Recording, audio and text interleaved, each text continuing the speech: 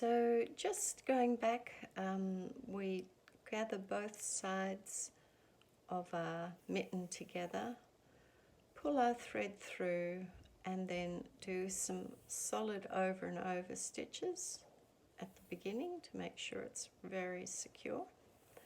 And then you head down the seam of your mitten, drawing the edges together just with an over and over stitch. You'll need to be aware though where you want to join up to, so that you've got plenty of room for your thumb to poke through. So I might like to have my mitten a bit like that, so I will just do a few more stitches, just a few more, and then I will run the thread along one side, in and out, in and out. You won't see it because it's matching wool, up to the top, and then gather the top together to secure that end. Whoops, making sure you don't pull it too tight. Just go over and over, and again when you get to the end of the mitten you want to make sure that that's very secure with plenty of stitching to hold it in place. Again, run your thread down through the stitches just to make sure that it doesn't unravel when you cut it off. And now your mitten is done, and you can put it on and wear it. You could decide, you can just trim off any extra ends like that.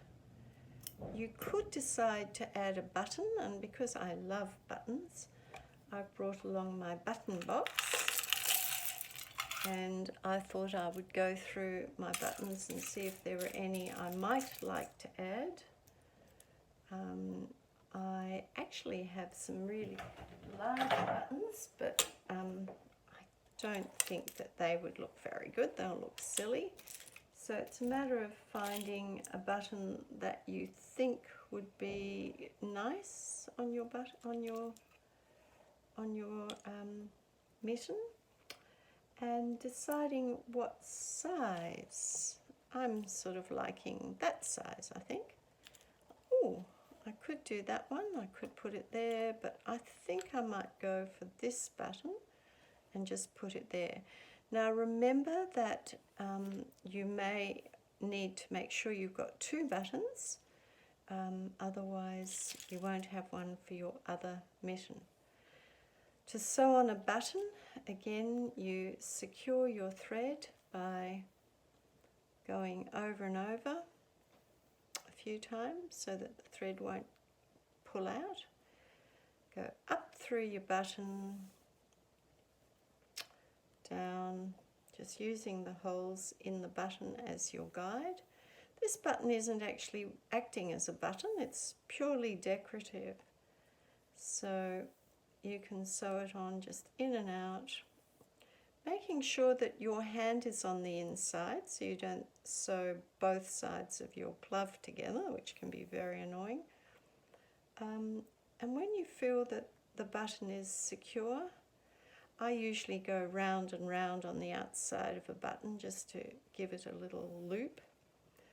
Go over and over again with your thread, pull it through, chop it off, and there you have your finished mitten, which I think is very beautiful. The next job, of course, is to knit the other one.